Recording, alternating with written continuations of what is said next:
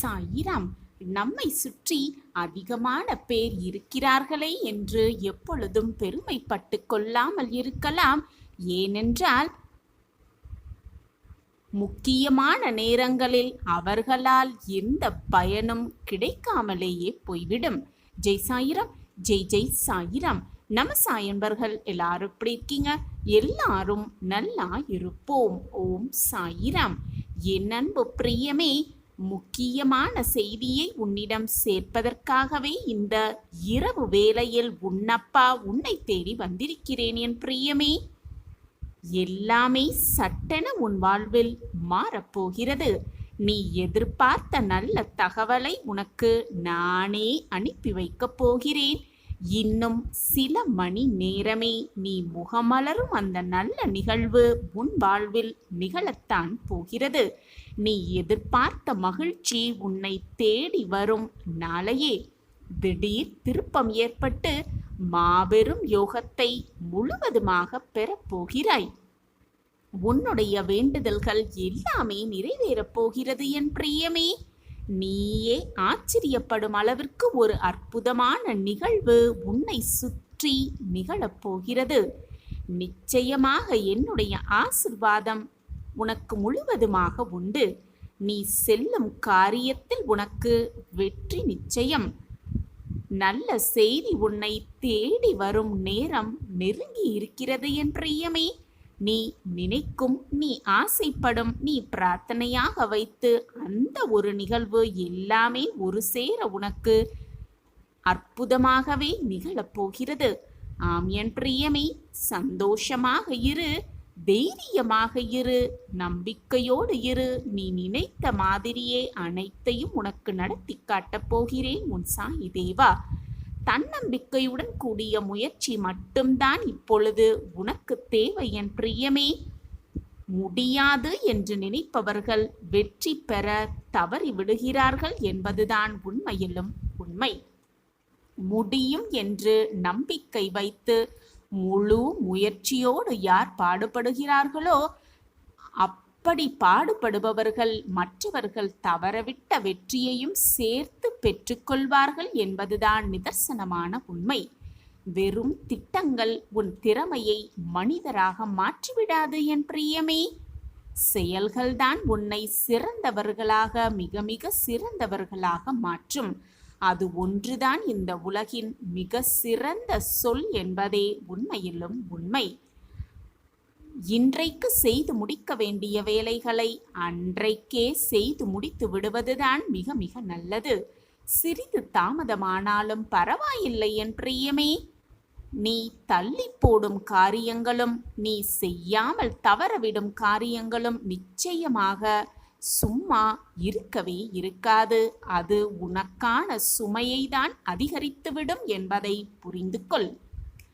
ஏன் எனக்கு மட்டும் இத்தனை சுமைகள் என்று உனக்கு எப்பொழுதெல்லாம் தோன்றுகின்றதோ அப்பொழுதெல்லாம் ஒன்றை நினைவில் வைத்துக்கொள் என் பிரியமே. உன்னால் சுமக்க முடியாத சுமைகள் உன் மீது ஒருபோதும் சுமத்தப்படுவதில்லை என்பதை நினைவில் வைத்துக்கொள். இறைவன் சுமக்க முடியாத சுமைகளை நிச்சயமாக தருவதே இல்லை என்பதுதான் உண்மையிலும் உண்மை. எந்த சூழ்நிலையிலும் நம்பிக்கையோடு எதிர்கொள்ள கற்றுக்கொள். எந்த சூழலையும் நம்பிக்கையோடு எதிர்கொள். எதிர்மறையான சூழ்நிலையை நீ எப்படி எதிர்கொள்கிறாய் என்பதை பொறுத்துதான் அமைகிறது. அதை பொறுத்துதான் அமைகிறது உன்னுடைய வெற்றி. உன்னுடைய வெற்றி அதன் மூலத்தான் தீர்மானிக்கப்படுகிறது. தோல்வி அடைந்து விட்டோமே என்று எப்பொழுதும் துவண்டு விடாதே என் பிரியமே. உன்னுடைய பாதி வெற்றியை நீ அடைந்து விட்டாய் என்பதை நீ பெறுகின்ற தோல்விகளே உறுதி செய்கின்றன என்பதை மறந்தும் விடாதே. அழிவுக்கு 1000 வழிகள் இருக்கிறது என் பிரியமே. அழிவுக்கு 1000 வழிகள் இருக்கிறது. ஆனால் உயர்வுக்கு ஒரே ஒரு வழிதான் உண்டு. ஒரே ஒரு வழிதான் உண்டு, அதுதான் உழைப்பு. எந்த பலனையும் எதிர்பாராமல் உழைப்பதற்கு உன்னை தயார் செய்து கொள் என் பிரியமே. உன்னை நீயே தயார் செய்த பழகிக்கொள். அப்பொழுதுதான் உனக்கு தேவையான அனைத்து பலன்களையும் உன்னால் பெற்றுக்கொள்ள முடியும். பிரச்சனைகளை தைரியமாக எதிர்கொள்ள பழகிக்கொள். பிரச்சனைகளை சந்திக்க பயந்தால் சோர்ந்து விடுவாய் என் பிரியமே. அந்த சோர்வே உன் வாழ்வில் இன்னும் புதிய பிரச்சனைகளை கொண்டு வந்துவிடும் என்பதை புரிந்து கொள். ஆம் என் குழந்தா. எது முடியும் எது முடியாது என்பதை விடவும் எது வேண்டும் எது சரி என்கிற புரிதலே மிக மிக முக்கியமானது. அதுதான் அவசியமானது. ஏனென்றால் உனது தேவைகளே உனது வாழ்வை நகர்த்தி செல்லும் உந்து சக்திகள் என்பதை புரிந்து கொள் என் பிரியமே. வெற்றியை மிக அதிகமாகவே அனுபவிக்கலாம். சாயப்பாயிருக்க உனக்கு ஏன் மனக்கவலை? ஒரு சமயம் ஒரு குருவிடம் ஒரு இளைஞன் வந்தான். குருவே, எனக்கு நிறைய கஷ்டங்கள், என்ன செய்வதென்றே எனக்கு தெரியவே இல்லை அப்படின்னு சொன்னவனை நிமிர்ந்து பார்த்தார் அந்த குரு. நிமிர்ந்து பார்த்து அந்த இளைஞனை பார்த்து அந்த குரு கேட்டார், உன்னுடைய கஷ்டங்கள் தீர்வதற்கு நீ என்னதான் செய்கிறாய் என்ற கேள்வியை எழுப்பினார் அந்த குரு. என்ன செய்வது? கடவுளிடம்தான் வேண்டிக் கொண்டே இருக்கிறேன். ஆனால் அவர்தான் எனக்கு எந்த உதவியும் செய்யவே இல்லை. நான் என்னுடைய பிரார்த்தனை அனைத்தையுமே இறைவன் காலடியில் வைத்து கொண்டுதான் இருக்கிறேன். ஆனால் அந்த இறைவன்தான் என்னை பார்க்கவே இல்லை என்று அந்த இளைஞன் குருவிடம் கூறினான். இதை கேட்டதும் குருவுக்கு அவனின் பிரச்சனை என்னவென்று புரிந்தது. அவனுக்கு ஒரு கதையை சொல்ல ஆரம்பித்தார் அந்த குரு. ஒரு ஊர்ல ஒருவனுக்கு பக்தி மிக மிக அதிகமாகவே இருந்துச்சு. எப்பவுமே கடவுளை வேண்டிக் கொண்டே இருப்பான். கோவில்தான் அவனுடைய இருப்பிடமாகவே இருந்தது. எது நடந்தாலும் எது நடக்கவில்லை என்றாலும் அதை உடனே போய் இறைவனிடம் சொல்லுவான். ஒரு முறை கடுமையான மழை பெய்தது. ஊரை ஒட்டி இருந்த ஆறு எல்லாமே நிறைந்து வெள்ளம் பெருகியது. ஊரே மூழ்க துவங்கியது. எல்லாருமே தப்பிக்க துவங்கினாங்க. அவன் கோயில் மேல் ஏறி நின்று கொண்டு கடவுளை கூப்பிட்டான். இறைவனே, என்னை காப்பாற்று அப்படின்னு கத்துனான். அந்த சமயம் வெள்ள நீரில் ஒரு படகு வந்தது. அதில் வந்தவர்கள் அவனை அதில் ஏறச் சொன்னார்கள். ஆனால் அவன் மறுத்துவிட்டான். நான் வரல, கடவுளிடம் வேண்டி இருக்கிறேன், அவர் என்னை நிச்சயமாக காப்பாற்றுவார் அப்படின்னு சொன்னோன வந்த படகும் போய்விட்டது. வெள்ள நீர் உயர்ந்து கொண்டே இருந்தது. ஆனாலும் அவன் நம்பிக்கையை மட்டும் இழக்காமல் இறைவனிடம் மீண்டும் மீண்டும் இறைவா என்னை காப்பாற்று, இறைவா என்னை காப்பாற்று அப்படின்னு வேண்டிக்கிட்டே இருந்தான். அடுத்தது இன்னும் ஒரு படகு வந்தது. அவங்களும் வாங்க, வெள்ளம் அதிகமாக ஊருக்குள்ளே வந்துக்கிட்டே இருக்குது, நாங்கள் காப்பாற்றுறதுக்காக தான் எல்லாருக்கும் உதவி செஞ்சுக்கிட்டு இருக்கோம், நீங்களும் வாங்க வந்து படகுல ஏறிக்கோங்க அப்படின்னு சொன்னதும், இல்லை நான் வரலை, நான் இறைவனிடம் வேண்டி இருக்கேன், அவர் என்னை நிச்சயமாக காப்பாற்றுவார் அப்படின்னு சொன்னான். உடனே அந்த இரண்டாவது படகு வந்ததும் அவனை அப்படியே விட்டுவிட்டு போய்விட்டது. கடைசியில் வெள்ளத்தில் சிக்கியவர்களை காப்பாற்ற ஒரு ஹெலிகாப்டர் வந்தது. அவனை கோயிலின் கோபுரத்தில் உட்கார்ந்திருந்த அவனை மீட்க முயன்றது அந்த ஹெலிகாப்டர். இவனை மீட்க முயலும் பொழுது கடவுள் வந்து காப்பாற்றுவார், நான் வரவில்லை என்று அதீத நம்பிக்கையுடன் அவன் சொல்லிக்கொண்டே இருந்தான். ஹெலிகாப்டர் ஏற மறுத்தும் விட்டான் அந்த இளைஞன். இறுதியில் அவன் வெள்ளத்தில் அடித்தும் செல்லப்பட்டான். மேலோகம் சென்ற அவன் கடவுளை சந்தித்தான். கடவுளை, உன்னை காப்பாற்று காப்பாற்று என்று கடைசி வரை நான் நம்பிக்கையோடு உங்களை வேண்டிக்கிட்டே இருந்தேன். என்னுடைய பிரார்த்தனை முழுவதும் உங்கள் மேலே தான் வச்சுக்கிட்டு நான் உங்களை நம்பிக்கையோடு நீங்கள் வருவீங்க, என்னை காப்பாற்றுவீங்க, நீங்கள் தான் அனைத்துமே அப்படின்னு நான் நினச்சிக்கிட்டு இருந்தேன். ஆனால் நீங்கள் ஏன் என்னை காப்பாற்ற வரவே இல்லை அப்படின்னு கோபமாக கேட்டான் இறைவனிடம். அதற்கு கடவுள் பதில் சொன்னார், உன்னை காப்பாற்றதான் நான் 2 படகுகள், ஒரு ஹெலிகாப்டரை அனுப்பினேன், ஆனால் நீதான் அவற்றை பயன்படுத்தி கொள்ளவில்லை அப்படின்னு இறைவன் சொன்னாராம். இதை கேட்டதும் அப்பொழுதுதான் அவனுக்கு புரிந்தது நடந்தது என்னவென்று. இந்த கதையை குரு சொன்னதும் வந்தவனுக்கு தன்னுடைய பிரச்சனை என்ன அப்படின்னு நல்லாவே புரிஞ்சிச்சு.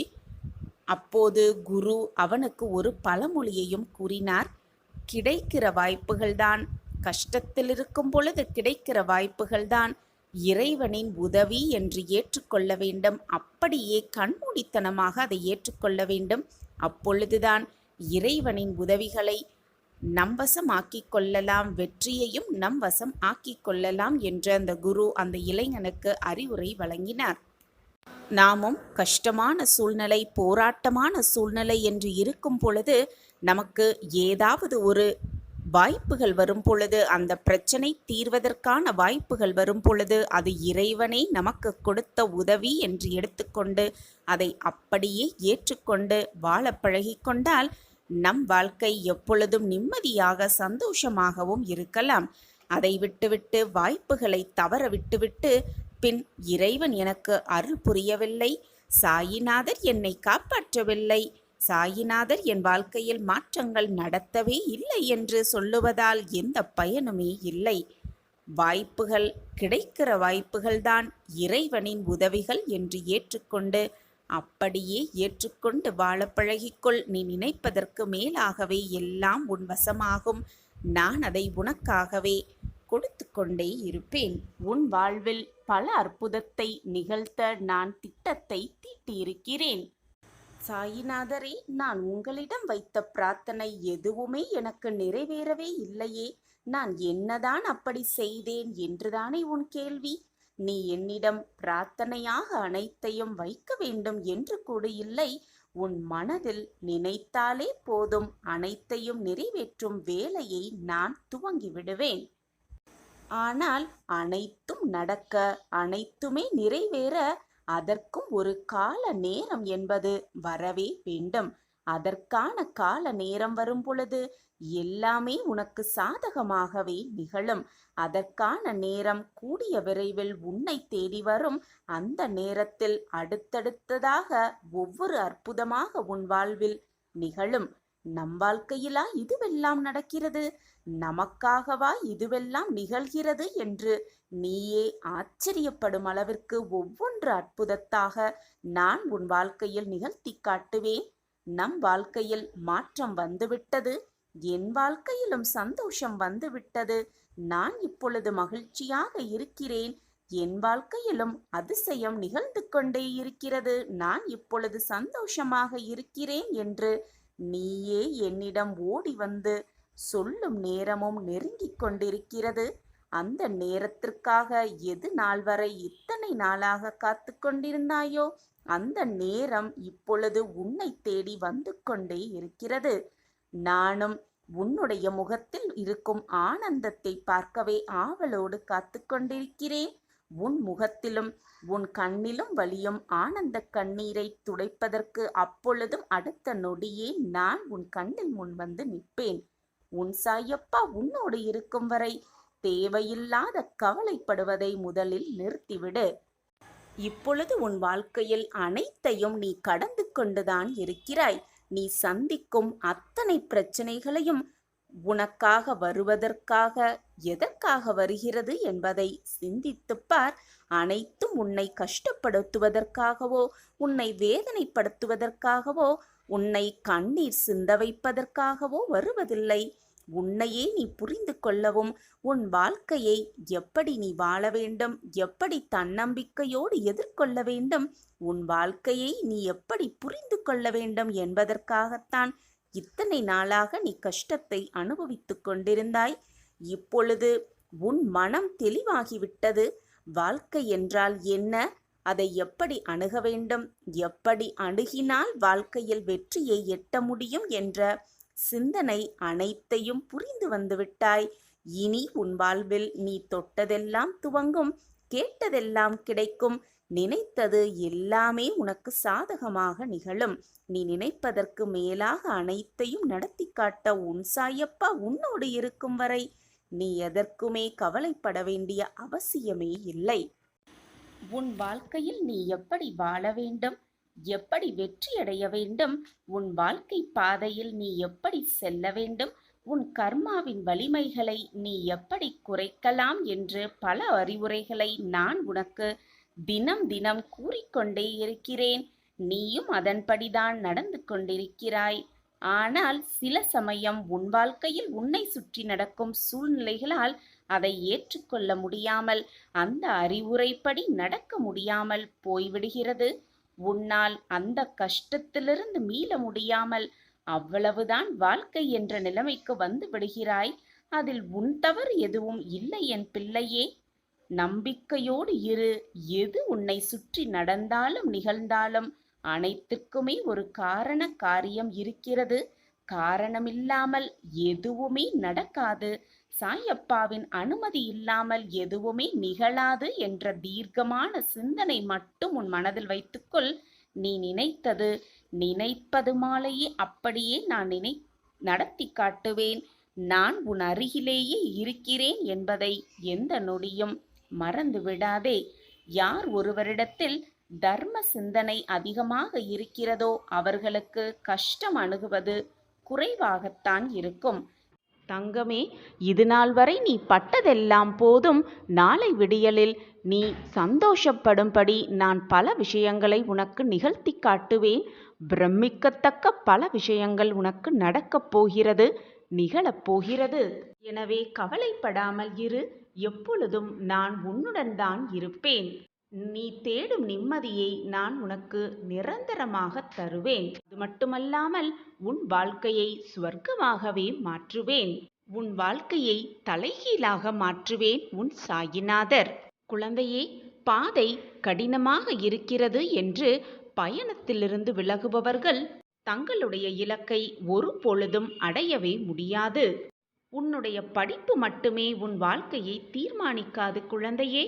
உன்னுடைய திறமையும் நடத்தையும் நீ மற்றவர்களிடம் எப்படி அணுகுகிறாய் என்ற தன்மையும் தான் உன் வாழ்க்கையை தீர்மானிக்கும்.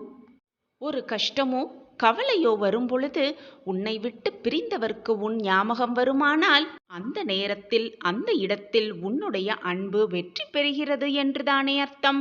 அடுத்து என்ன நடக்கும், என்ன நடக்குமோ ஏது நடக்குமோ என்று பயத்தோடே வாழாதே. என்ன நடந்தாலும் பார்த்து கொள்ளலாம் என்று துணிந்து வாழ். உனக்கு துணையாக உன் தந்தை நான் இருக்கிறேன் கண்மணியே. வாழ்க்கை எவ்வளவு சீக்கிரம் மாறும் என்று தெரிவதில்லை. ஆனால் உன்னை சுற்றி இருக்கும் மனிதர்கள் எவ்வளவு சீக்கிரமாக உன்னை மாற்றிக்கொள்கிறார்கள் என்பதை இப்பொழுது உணர்ந்து கொண்டாயா? புரிந்து கொண்டாயல்லவா? அவ்வளவுதான் வாழ்க்கையே குழந்தையே. சுவைக்கு அடிமையானவர்களை ஆரோக்கியத்தை பற்றி பேசுவதும், பணத்துக்கு அடிமையாகிவிட்டவர்களிடம் மனதை பற்றி பேசுவதாலும் எந்த பயனும் இல்லை. நடந்ததை எண்ணி எண்ணியே வருந்திக் கொண்டிருப்பதாலும் எந்த பயனும் இல்லை. அதை மறந்துவிட்டு நம்மை அழ வைத்தவர்களுக்கு முன்னால் கம்பீரமாக வாழ்ந்து காட்டுவதே வாழ்க்கைக்கு நல்லது, மகிழ்ச்சியும் கூட. அதுதான் அவர்களுக்கு கொடுக்கும் தக்க பதிலடியாக கூட இருக்கும். மற்றவர்களுக்கு முன்னால் எப்பொழுதும் சோகத்தை வெளிக்காட்டாமல் சிரித்த முகத்தோடு வாழ்வதே மிக மிக சந்தோஷமாக இருக்கக்கூடும். எதிர்பார்க்கும் பொழுது எதுவுமே நடக்காததும், எதிர்பார்க்காத போது அனைத்து அதிசயங்களும் நிகழ்வதுமே வாழ்க்கையின் சுவாரஸ்யம். அந்த அதிசயத்தை நான் உனக்காக, என் செல்லமான கண்மணிக்காக நிச்சயமாக நிகழ்த்தியே காட்டுவேன். விடியலுக்காக காத்து கொண்டிருக்கும் என் பிள்ளைக்கு நல்ல பிரகாசமான வெளிச்சமான விடியலை கண்களுக்கு காண்பிப்பேன்.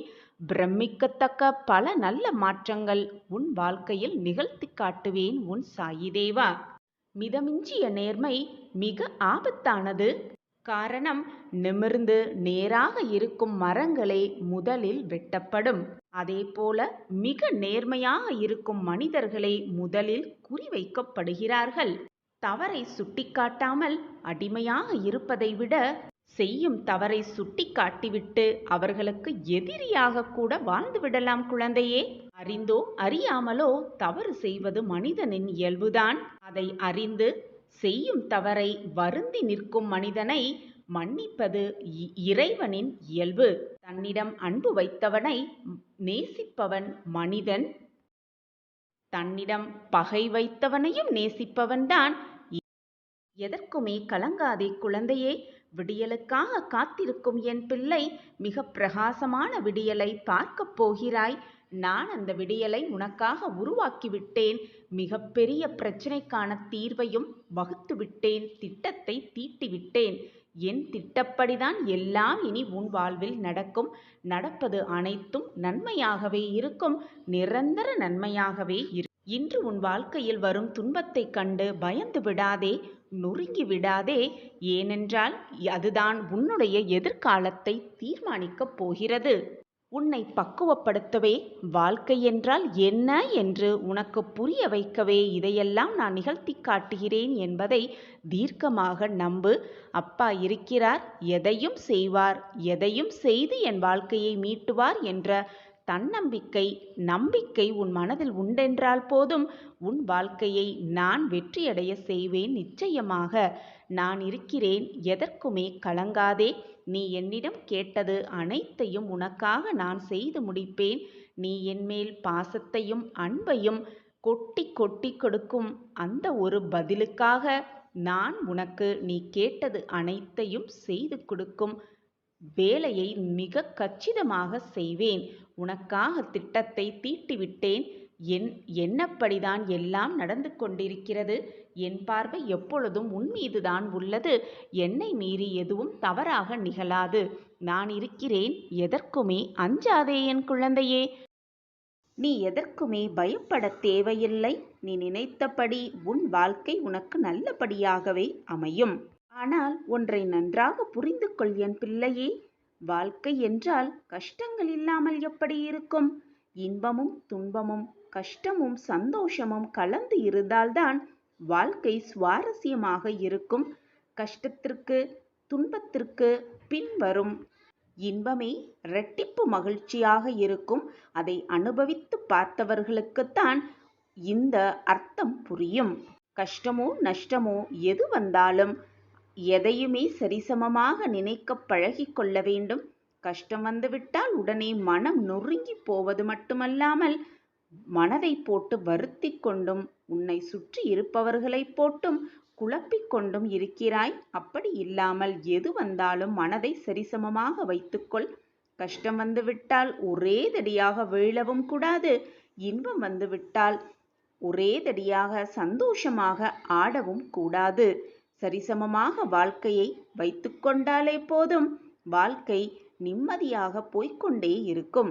இன்பமும் துன்பமும் கலந்து வருவதுதான் வாழ்க்கை என் பிள்ளையே. இன்பம் மட்டுமே நிரந்தரமாக இருந்துவிடவும் முடியாது. துன்பம் மட்டும் நிலையானதாக யாரிடத்திலும் இருக்கவும் முடியாது. மாறிக்கொண்டேதான் இருக்கும் இந்த வாழ்க்கையில். இன்பம் துன்பம் என்ற இரண்டு பக்கங்கள் எல்லோர் வாழ்விலும் உண்டு. எது வந்தாலும் மனம் தளராமல் உழைத்து நம்பிக்கையோடு நாம் எடுத்து வைக்கும் ஒவ்வொரு அடியும் வெற்றியாகவே அமையும் என்ற நம்பிக்கையோடு உன் மீது நம்பிக்கை வைத்து, உன் சாயப்பா மீதும் நம்பிக்கை வைத்து உன் அடியை எடுத்து வைத்து கொண்டே இரு. நிச்சயமாக உன்னை வெற்றிக்கான இலக்கை தொடுவதற்காக உன் அப்பா உன்னை அழைத்து செல்வேன். இது சத்தியமான வாக்கு. நிச்சயமாக உன் வாழ்வில் நீ ஜெயிக்கத்தான் போகிறாய் குழந்தையே. அதற்கான வழி அனைத்தையும் நான் உருவாக்கிவிட்டேன். திட்டத்தை தீட்டிவிட்டேன். என் திட்டப்படிதான் எல்லாம் சுமமாக நடந்து கொண்டிருக்கிறது. அதற்குள் உன் மனதை போட்டு வீணாக குழப்பாதே. உன்னை சுற்றி இருப்பவர்களையும் உன்னால் வேதனைப்பட வைக்காதே. அனைத்தும் இனி உன் வாழ்வில் நல்லபடியாகவே அமையும்.